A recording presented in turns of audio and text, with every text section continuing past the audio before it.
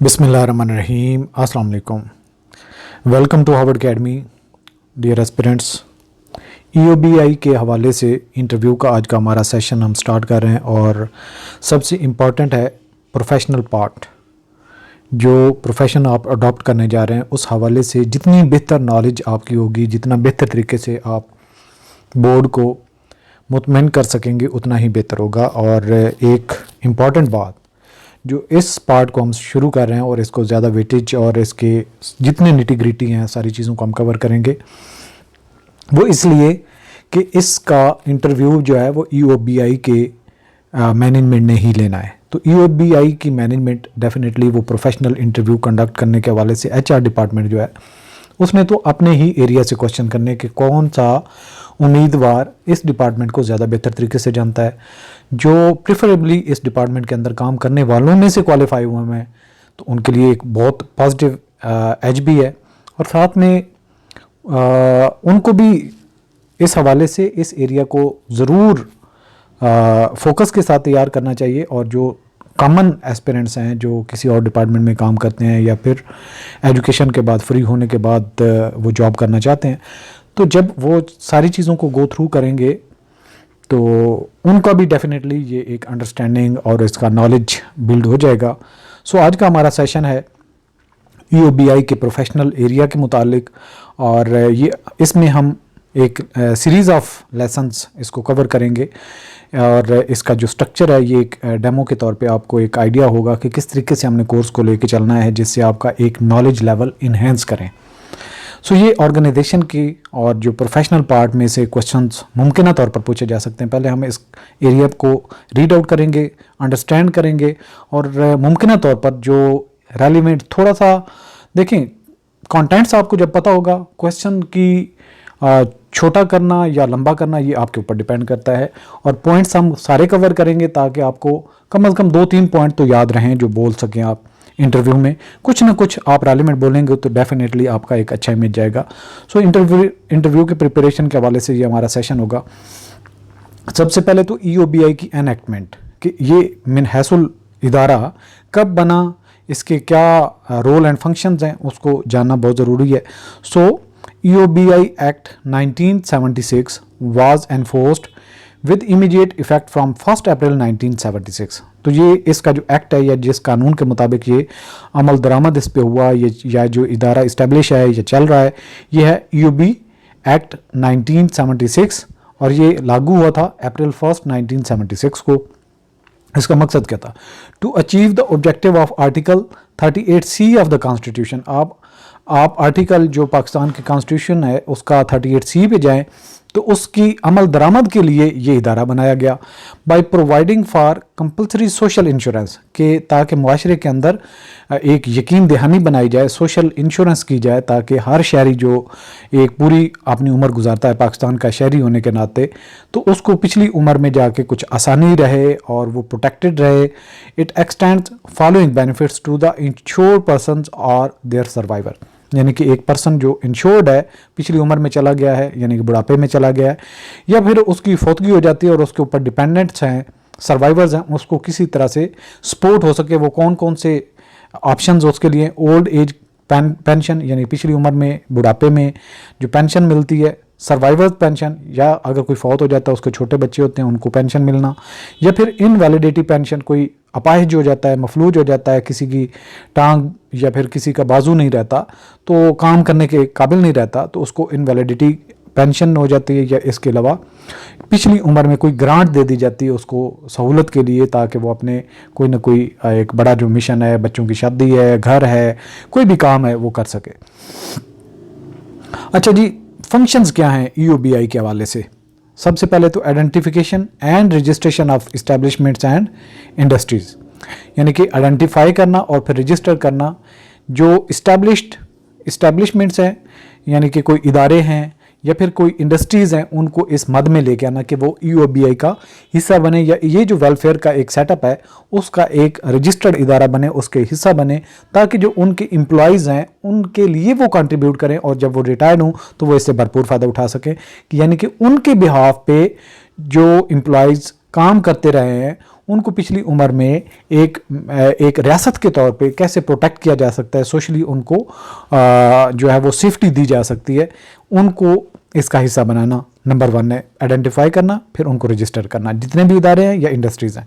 Second number पे identification and registration of insured persons, यानी कि वो जो लोग हैं उनकी इंडिविजुअल बेसिस पे कौन कौन से हैं जिनको अहल करार दिया जाए और उनको इंश्योर किया जाए और उनको भी रजिस्टर्ड किया जाए और इसी सोशल प्रोटेक्शन में लाया जाए। इसके अलावा तीसरे नंबर पे कलेक्शन ऑफ द कंट्रीब्यूशन, यानी कि जो कंट्रीब्यूशन एक एम्प्लॉय करता है या फिर एम्प्लॉय करता है, डिपेंड ऑन द एग्रीमेंट, या फिर उनकी स्कीम क्या है, किस के मुताबिक वो लेके चल रहे हैं, तो वो जो कंट्रीब्यूशन होगी उसको कलेक्ट करके एक फंड में लेके आना। इसके अलावा ईओबी फंड मैनेजमेंट, यानी कि एम्प्लॉय ओल्ड एज बेनिफिट जो फंड है उसको मैनेज करना। जितनी भी कंट्रीब्यूशन होगी, जारी बात है ऐसे तो नहीं डब्बे में रख दिए जाएंगे, उन फंड्स को प्रॉपर्ली मैनेज करना, कहाँ पे इन्वेस्ट किया जाए, कहाँ पे उनको इनहेंस किया जाए, कहाँ पे बढ़ाया जाए, और जो बुढ़ापे में पहुंच गए लोग हैं उनको मजीद बेनिफिट को एक्सटेंड किया जाए। इसके अलावा provision of benefits as per laws, अब जब वो लोग रिटायर्ड हो जाते हैं जिन्होंने कंट्रीब्यूशन किया होता है, अल्टीमेटली एक टाइम आता है कि वो उन्होंने रिटायर्ड होना होता है और फिर उनके बेनिफिट के लिए कुछ लॉज मौजूद हैं, उन लॉज पर अमल दरामद करते हुए उनको ये प्रोवाइड करना बेनिफिट, जो इन फंड्स को मैनेज किया गया है उन फंड में से उनको कुछ हिस्सा पहुंचाना एक कानून के मुताबिक। तो ये ओवरऑल फंक्शंस हैं employees old age benefit institution के। सो ये बहुत इंपॉर्टेंट है फंक्शन, इनको आपने याद रखना है। अच्छा, ये तो अब आ गया ओवरऑल, हमने एक इदारे के फंक्शंस की बात कर ली। जब फंक्शंस ऑफ रीजन की बात करें, एक स्पेसिफिक इलाके की बात करें, तो कौन कौन से इसके फंक्शन होंगे? Registration of employers and employees, कि एक एम्प्लॉयर कौन कौन उसमें ज्वाइन करता है और उनके फर्दर एम्प्लॉयज जो उसका हिस्सा बनना चाहते हैं उनको रजिस्टर करना। सेकंड नंबर पे कलेक्शन ऑफ कंट्रीब्यूशन, ये पहले भी हम देख चुके हैं, फंड उनसे इकट्ठे करना एम्प्लॉयज की तरफ से, एम्प्लॉयर की तरफ से। Verify contributions from employers record and raise notices to recover areas, यानी कि जो employers जिसने एग्री किया हुआ है और वो फंड कंट्रीब्यूट कर रहा है, कहीं पे एरियर रह जाते हैं वो कंट्रीब्यूट नहीं करता, उनको रिकवर करना। नंबर 4 पे visit to bank branches to oversee the work of contribution collection and disbursement of pensionary benefits. So ये एक जो बड़ा लंबा प्रोसीजर होता है कि जो कंट्रीब्यूट करने वाले हैं वो फंड दे रहे हैं, बैंक उसको कैसे कलेक्ट कर रहा है, और जो लॉज के मुताबिक किसी को अहल करार दिया गया एम्प्लॉई है उसको किस तरह से वो फंड अलॉट किए जा रहे हैं एज पर लॉ, उसको डिस्बर्स हो रहे हैं, यानी कि उसका हिस्सा उसको मिल रहा है। जब वो पिछली उम्र में चला गया, पहले तो वो कंट्रीब्यूट करता रहा था, अब क्या उसको उसका हिस्सा मिल रहा है as per agreement, as per scheme. Record building of employers, यानी कि रिकॉर्ड बनाना, जो एम्प्लॉयर्स हैं, एम्प्लॉयज़ हैं और जो पेंशनर्स हैं उनका अपने पास रिकॉर्ड मेंटेन करना।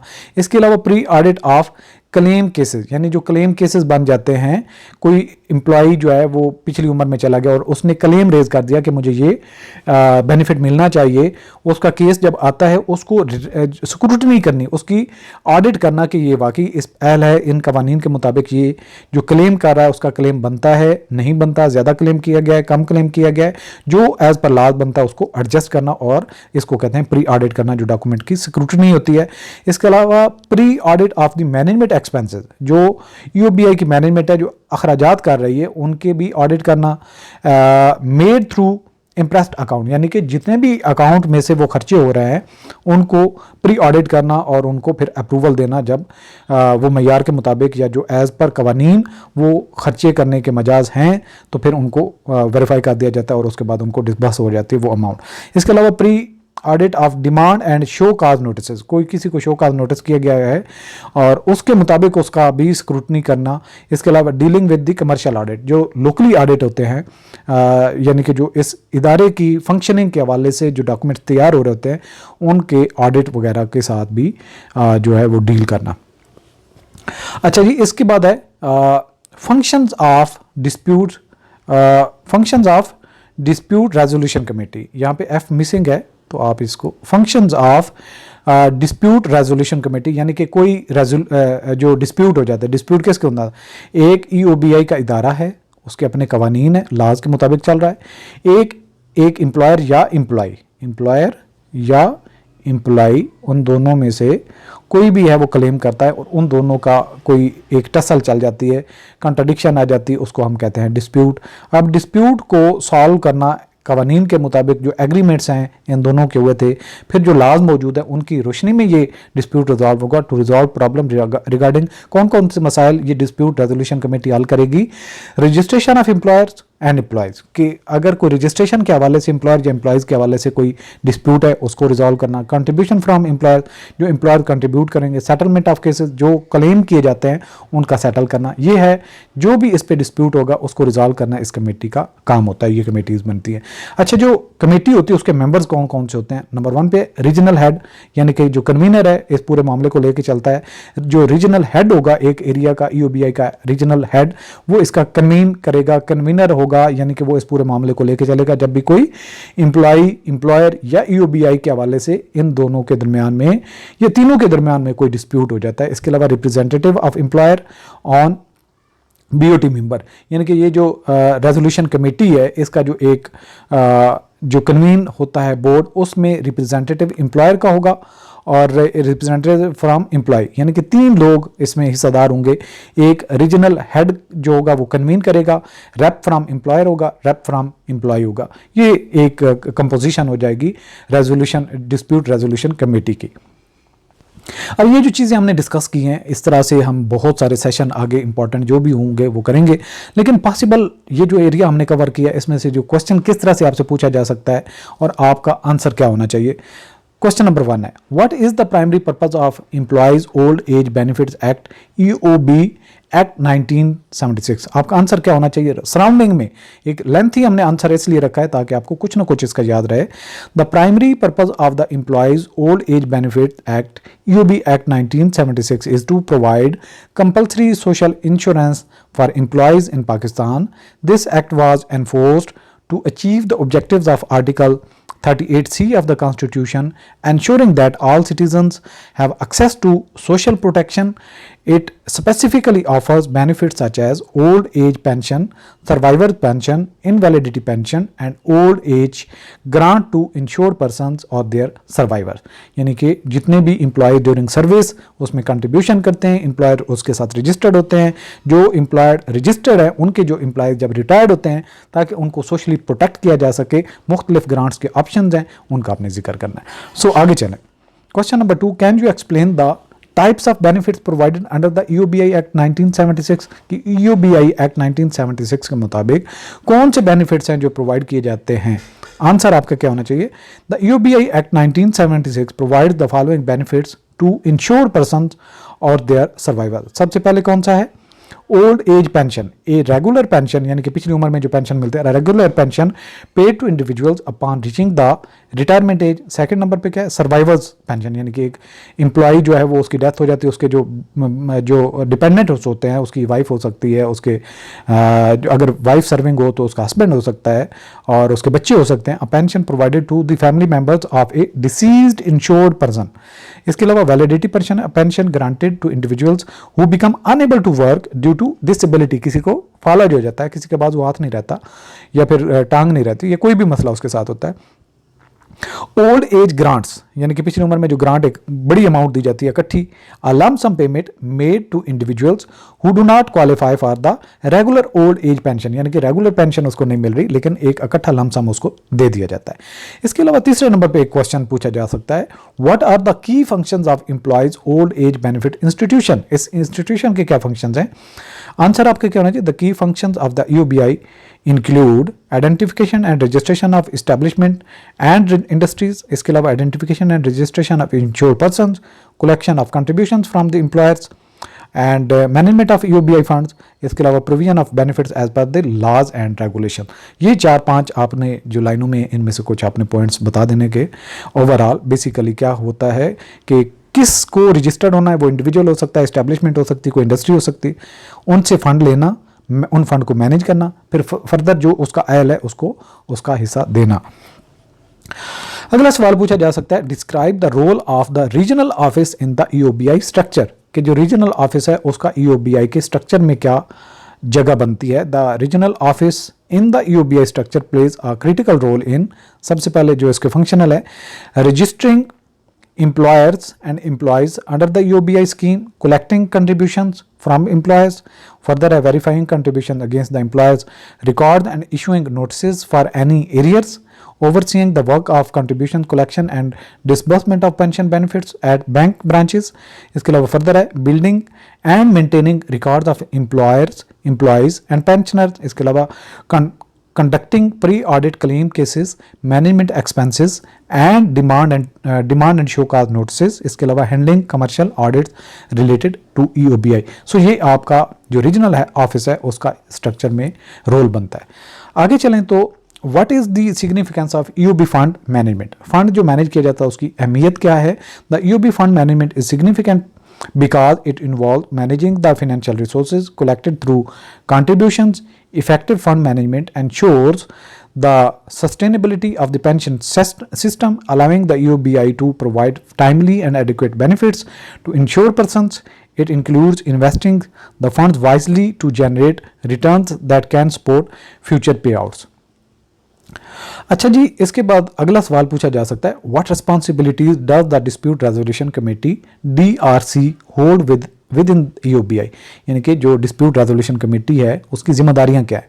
आंसर है, the dispute resolution committee within EOBI is responsible for resolving issues related to the registration of employees under the EOBI scheme. Second number पे dispute concerning the contribution amount from employer, यानी कि employer ने कितनी amount contribute की उसकी dispute हो सकते हैं. The settlement of cases involving benefits and other claims under EOBI, यानी जो पेंशनर है उसका जो क्लेम है उसको डिस्प्यूट होता है तो उसको रिजॉल्व करना. अगला सवाल पूछा जा सकता है, who are the members of the dispute resolution committee and what are their roles? कि मेंबर कौन कौन से होते हैं, उनका रोल क्या होता है? The dispute resolution committee consists of the following members. Regional head convener होता है, leads and coordinates the committee's activities. Second number पे representative of the employer on the board of trustees BOTs represents the interest of employer in the decision making process. Third number पे होता है representative of the employee on the board of trustee represents the interest of employees ensuring their concerns are addressed. यानी कि 3 members होते हैं, एक convener होता है जो रीजनल हेड से होता है, दूसरे नंबर पे रैप होता है एक जो एम्प्लॉयर के इंटरेस्ट को प्रोटेक्ट करता है, तीसरा होता है एम्प्लॉयज़ के इंटरेस्ट को प्रोटेक्ट करता है. ये 3 मेंबर का जो एक डिस्प्यूट रेजोल्यूशन कमेटी बन जाती है. अगला क्वेश्चन है, how does the EOBI ensure the accuracy of contribution collected from employer? कि जो एम्प्लॉयर से कंट्रीब्यूशन ली जाती है उसकी एक्यूरेसी को कैसे इंश्योर किया जाता है EOBI में? The EOBI ensures the accuracy of contribution collected from employer by, number 1 क्या है, verifying contribution against the record maintain by employer. कि एम्प्लॉयर ने जो रिकॉर्ड रखा है अपने पास, जो उसने कंट्रीब्यूशन किए उनको वेरीफाई किया जाता है कि जितने फंड उसने दिए बाकी इतने रिसीव हुए. सेकंड नंबर पे क्या है, conducting audits and inspections, cross check the reported amount, जितनी अमाउंट होती है उसका प्री ऑडिट करना और क्रॉस चेक करना. इसके अलावा issuing notices to recover any arrears identified during the verification process. जब ये प्रोसेस चल रहा होता है अगर कोई एरिया रह जाते हैं तो उनको क्लेम करना और उनको फंड के अंदर लेके आना. अगला सवाल है जी, what is the process of pre audit in EOBI and why it is important? Why is it important? कि जो प्री ऑडिट है इसकी अहमियत, इसका प्रोसीजर क्या है, प्रोसेस क्या है और इसकी अहमियत क्या है? आंसर आपका क्या होना चाहिए, the pre audit process in EOBI involves reviewing and verifying financial transaction before they are finalised.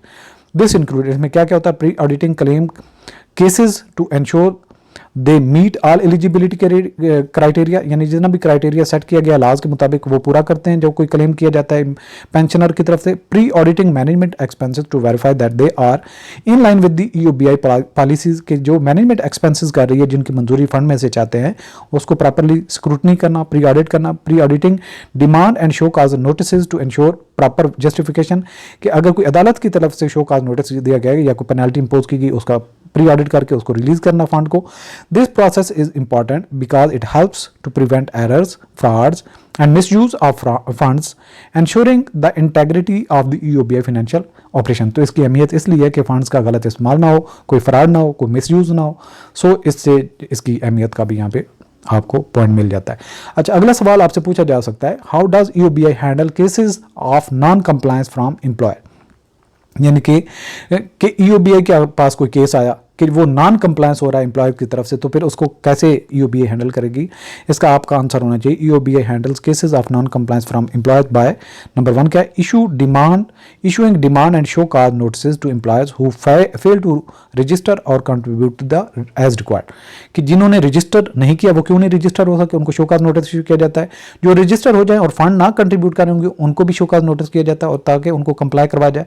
अगला मरहला आता है conducting audits and inspection to gather evidence of non compliance, यानी कि जो नॉन कंप्लाई कर रहे हैं, जिनको रजिस्टर होना चाहिए ईओबीआई के साथ, नहीं हो रहा है, तो उस किस शवाहिद की बेसिस पे उनको क्लेम किया जाएगा कि वो रजिस्टर हूं, अदरवाइज उनको पेनल्टी इंपोज की जा सकती है। Engaging in dispute resolution through dispute resolution committee if necessary, कि अगर दोनों के कोई तजादात होते हैं जो एम्प्लॉयर और ईओबीआई के, तो उसको डिस्प्यूट रेजोल्यूशन कमेटी के सामने लाया जाता है। इसके अलावा taking legal action if the employer fails to comply with EOBI regulation after being notice, कि जब देख लिया गया कि रेगुलेशन जो कहते हैं ईओबीआई के उसके मुताबिक एम्प्लॉयर को रजिस्टर होना चाहिए था, फिर भी वो रजिस्टर नहीं होता, तो फिर उसके ऊपर लीगल एक्शन लिया जाता है। सो ये था आज का हमारा सेशन। आप हमारे कंप्लीट इंटरव्यू की प्रिपरेशन के हवाले से हमारा जो सेशन अवेलेबल होगा, ये तो एक डेमो लेक्चर था, बाकी बहुत सारे इंपॉर्टेंट ऐसी चीज़ें होंगी जो अभी आपको फ़ौरन से समझ नहीं आ रही कि हम इंटरव्यू में जाएंगे, सिंपली इंटरव्यू। ये आपके लिए गोल्डन अपॉर्चुनिटी है, आप इसको कैश करें, इससे फ़ायदा उठाएं, एक अच्छा आपको कैरियर मिलने की चांसेस है। और डेफिनेटली जब इंटरव्यू में आपका कंपटीशन टफ है और एक एक मार्क जो है आपका वहाँ पे मैटर करेगा फाइनल मेरिट लिस्ट में, और जितने आपके मार्क्स अच्छे होते जाएंगे उतना ही आप सीनियरिटी में चले जाएंगे, और जब आप सीनियरिटी की टॉप लिस्ट में होंगे तो जब भी कोई स्लॉट खाली होगी तो प्रमोशन सबसे पहले जो सीनियर होगा उसकी होगी। सो ये एक छोटी सी काविश है, इस पर आपने लूज़ नहीं होना, और इंटरव्यू का बहुत ज़्यादा कोई टाइम नहीं होगा। आप ये समझें हफ्ता 10 दिन के अंदर अंदर आपका इंटरव्यू होगा। सो इस हवाले से अपनी प्रिपरेशन को कंटिन्यू करें। होप्स हो कि आज का सेशन आपको हेल्पफुल रहा है, और इंशाल्लाह ये जो कंप्लीट सेशन है वो भी आपके लिए बहुत आपकी हेल्प करेगा। और आप हमारी वेबसाइट को विज़िट कर सकते हैं और इंटरव्यू के सेक्शन में जाएं, और इंटरव्यू के सेक्शन में सबसे टॉप पे ही आपको ईओबीआई इंटरव्यू सेशन नज़र आ रहा होगा। जिस तरीके से आपने पहले उसको ऐड टू कार्ट, चेकआउट और ऑर्डर प्लेस करते हैं, और फ़ी पेमेंट के बाद दोनों चीज़ें आप शेयर कर देते हैं और आपकी अप्रूवल हो जाती है, कोर्स में आपको एक्सेस अलाउ हो जाती है। और इसमें बहुत सारे एक लंबी चौड़ी हम डिटेल जो है वो इस्लामिक पार्ट होगा, कॉन्फिडेंस बिल्डिंग के हवाले से, जनरल जो इंटरव्यू में क्वेश्चंस आंसर पूछे जा सकते हैं वो चीज़ें, और बहुत सारी चीज़ें जिनको हम इस सेशन में कवर करेंगे। और जब आप लोगों के इंटरव्यू का स्केड्यूल आ जाएगा तो हर इंडिविजुअल जो एस्पिरेंट है उसका हम एक ऑनलाइन जूम के ज़रिए से मॉक टेस्ट कंडक्ट करेंगे। और इसके अलावा आप हमारी वेबसाइट पे किस तरह रजिस्टर हो सकते हैं या कोर्स का लिंक क्या है उसको भी मैं डिस्क्रिप्शन में ऐड कर दूंगा, ताकि आप आसानी से जो कोर्स में एनरोल हो सके। मज़ीद आपकी कोई क्यूरी हो, क्वेश्चन हो, तो आप हमें व्हाट्सएप पे कांटेक्ट कर सकते हैं। अल्लाह हाफ़िज़।